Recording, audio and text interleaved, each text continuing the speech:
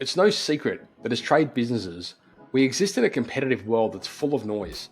In this podcast, I'm going to show you how you can, first of all, stand out from your competition. Second of all, have better conversations with your clients and potential clients. And lastly, how to become outcome focused.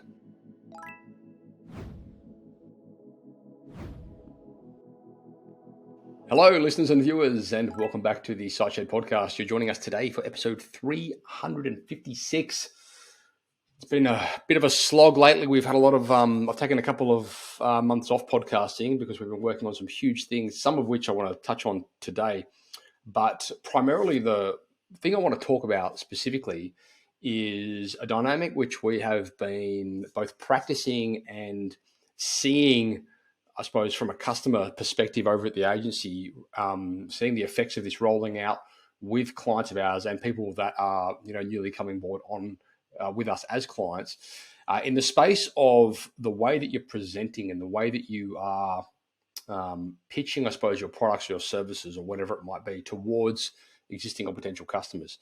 Now, the title of this podcast is, are you outcome focused or are you service focused? And the premise behind this ties back to something we've been doing for a long time in copywriting, but in truth is kind of something we have been recently applying towards strategy.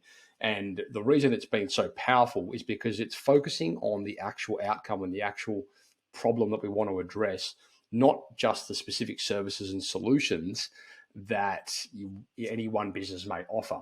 And I want you guys to put this into perspective within your own organizations, because we've been seeing this for years and years, as I mentioned before, when it comes to things like copywriting. But from a strategic point of view, this has just been an amazing leap, and it's just been such a formidable change within the direction of our entire organization. And it's really unique and really identifying.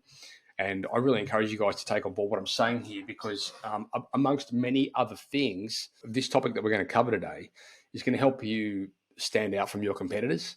So, again, the whole conversation within the marketing landscape for any business really, but specifically trade businesses, is, are you really reaching, is your message getting across, or are you creating noise?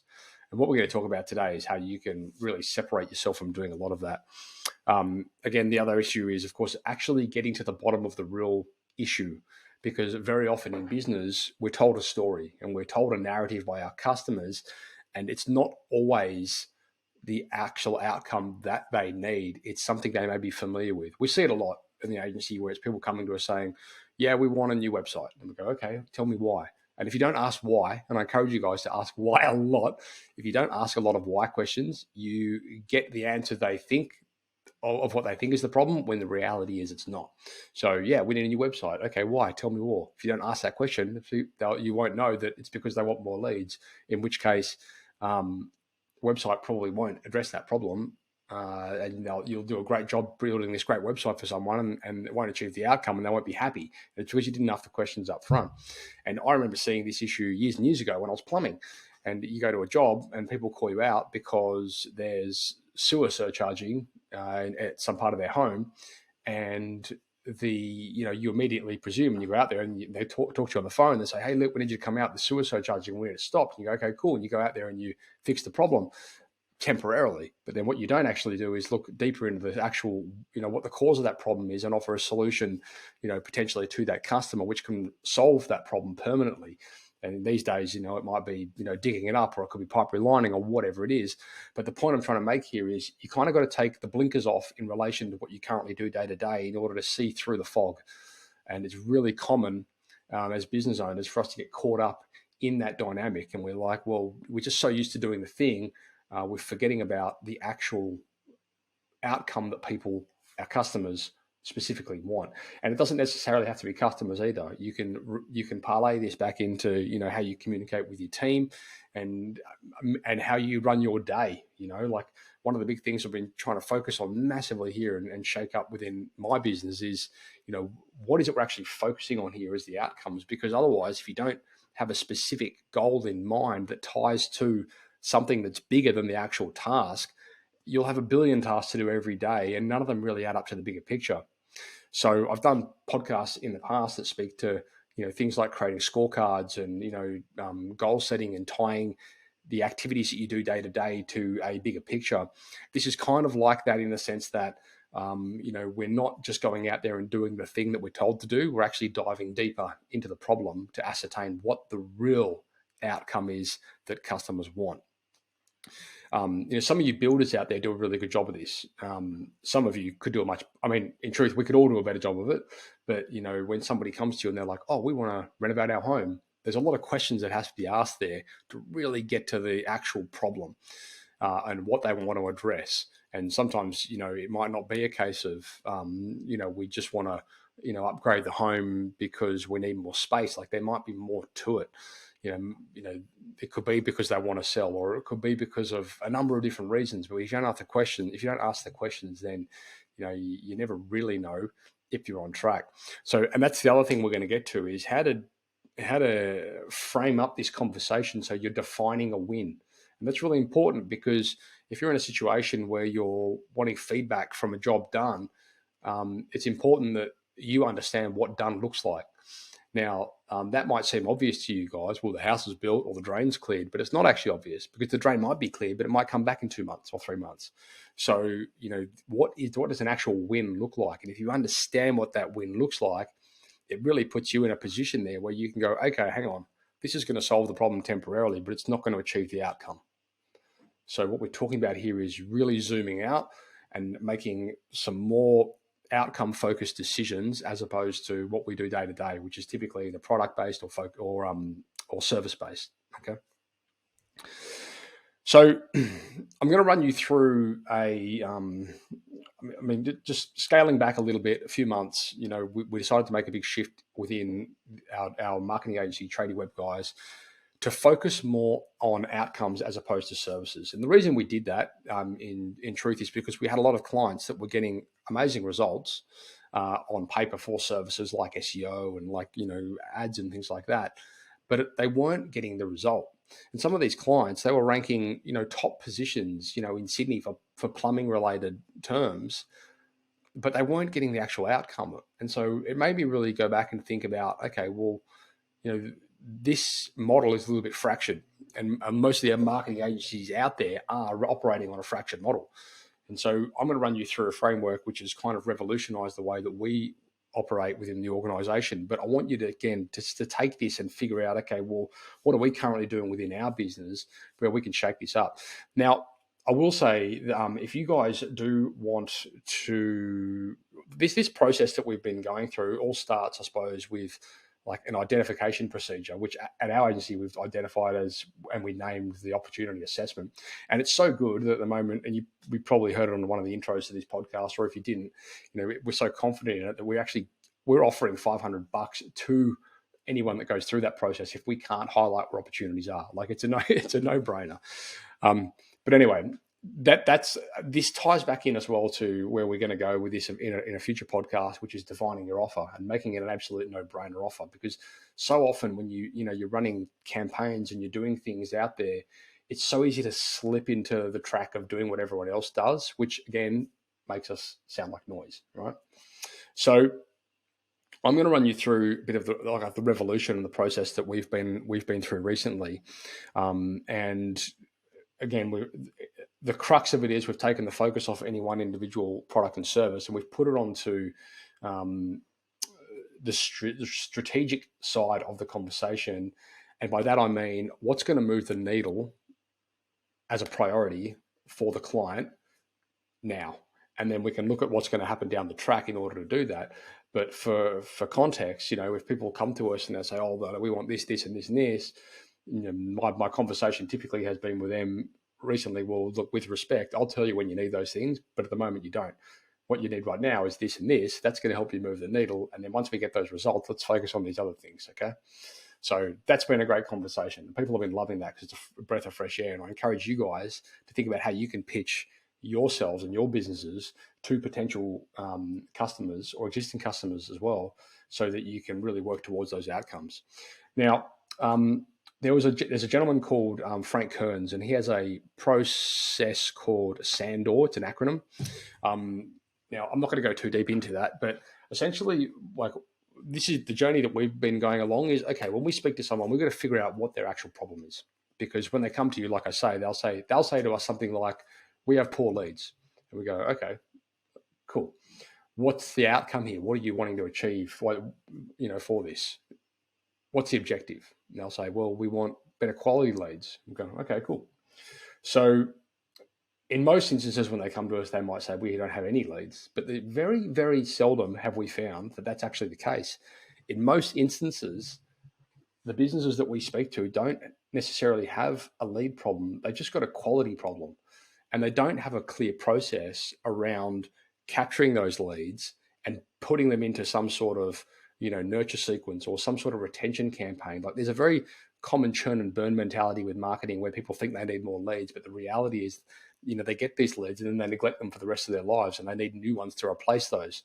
So what we've found is there's a huge opportunity there for a lot of the businesses that we speak with, where we can set them up on our CRM and we can re-engage some of their contacts, and we can get formidable return on conversions, as opposed to just running paid traffic campaigns. And that's just some perspective for you guys. And you're probably doing a lot of these things yourselves. When you're speaking to people, if they're coming to you for information on a certain product, you're probably just putting yourself in a price shopping situation instead of actually having a really comprehensive conversation around how you could work with that customer to provide a more holistic solution. The solution that we diagnose is you need better qualification process. That's certainly never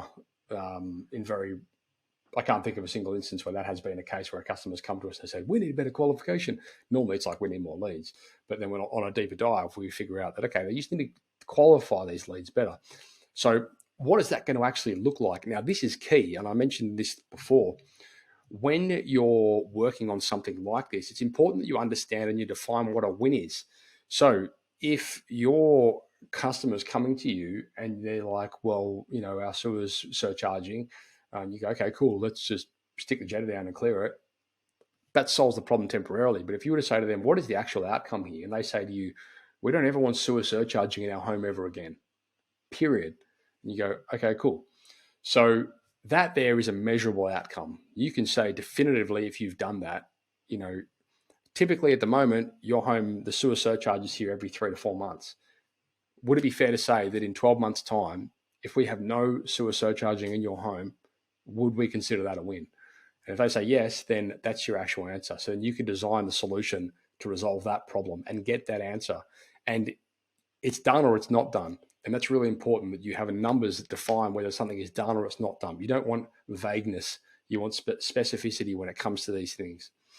So off the back of that, you can develop the action that's going to resolve that problem. And that will obviously change, and it will rely heavily on your expertise within your industry. But say, for example, a client came to us and we defined, okay, well, as a win, if you're currently closing 30% of your proposals, what if we could help you move that to 60%? Would you consider that a win? And they might say, yes, definitely. Or they'd say, no, we would even consider 40 or 50% a win. We go, okay, cool. Let's start there.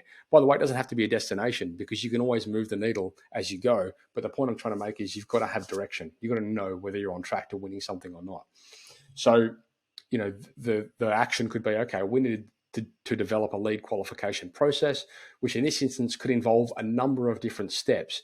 In truth, none of those steps the client really is really that important to the client, because they're focused on the outcome, right? So whatever you have to do in between there in order to achieve that outcome, you go and do it. But the client doesn't care which nozzle you use on your jetter. The client doesn't care which bolted trap screw you've got to unscrew. The client doesn't care, what camera you're going to use. They don't care. They just want the outcome, right? So off the back of that, then you need to assess, okay, well, what assets have we got that can help achieve this goal? In this instance, well, if the client set up on our CRM, maybe they are, maybe they aren't. If they're not, we set them up. Simple. And what's the priority on this? So you always got to put a priority on it, because you want to know, well, is this like a now thing or a next thing or a later thing? So if a client's like, yeah, if they've got a block drain, it's going to be a now thing. There's no question. But then if you are like trying to sell them into, like a permanent fix, like maybe it's pipe relining, that could be a next thing. So that the now thing is, let's get the drain fixed. let's get the problem resolved immediately, the Band-Aid solution. And the next thing is, let's stop this from ever happening again. Okay. And whatever that looks like, again, relining, digging it up, whatever it might be, right? So so for you guys out there, when you're going through this process with your customers, of course, you don't necessarily have to follow the exact pattern that I've spoken about here, but I'm trying to communicate to you the importance of finding out what the actual problems are and diving deeper and deeper until you get to that problem. Because very rarely are they going to tell you, or very rarely will what they tell you be the actual story. What I would recommend is, first of all, when you're going about this, when you're talking to the customer, and sometimes you can do this over the phone with them. We do this in video meetings with our clients and potential clients, and we take this and then we put it into like a priority, like a Kanban board, which essentially is a board which has a number of different priorities, and we say, right, this is what we're working on now, and this is what we're working on next. And it's really simple and concise. And of course, the client says they're looking at it and they're agreeing with it, right? So you might do the same thing. You could say, listen, right now, obviously, you've told us this is the issue. We've got to resolve this problem. We've got to stop this sewer from surcharging.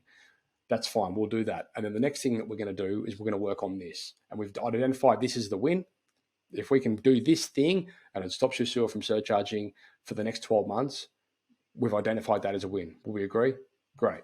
And then you can go and put your proposal forward to them and tell them how you're going to go about doing it. Okay. So that's where you start. Basically, it all starts with a conversation. Now, of course, the way in which you get to have that conversation is typically within your offer. And this is a different podcast altogether, but I want you to think about the dynamic of your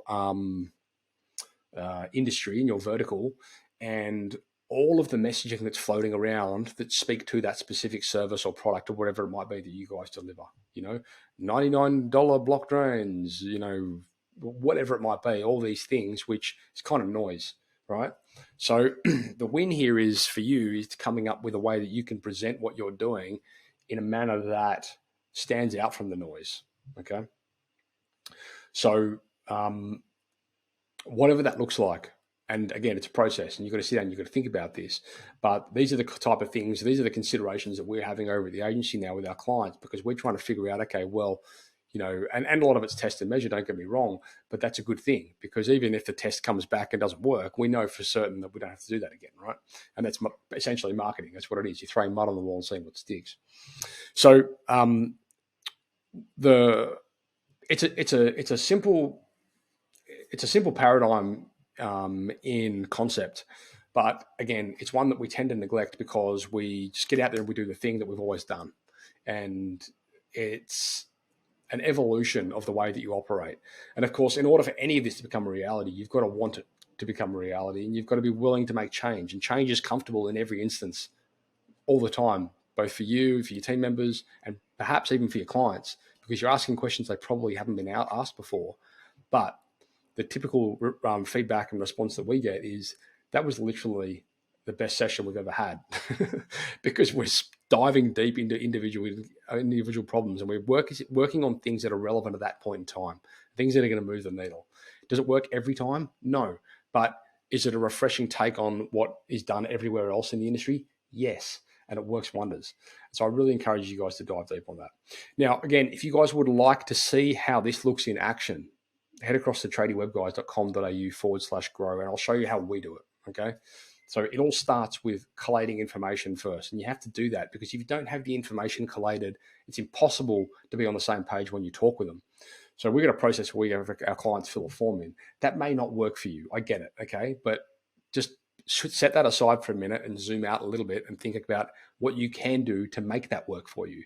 So maybe it's not a web form, but it could certainly be, a bunch of questions that your call taker is making when they're having that conversation with the client initially, right? Again, don't get caught up on the thing. Just get caught up on like the process here that I'm trying to communicate with you guys and what that could look like potentially for you. So when you get this information in, then you can say, okay, cool.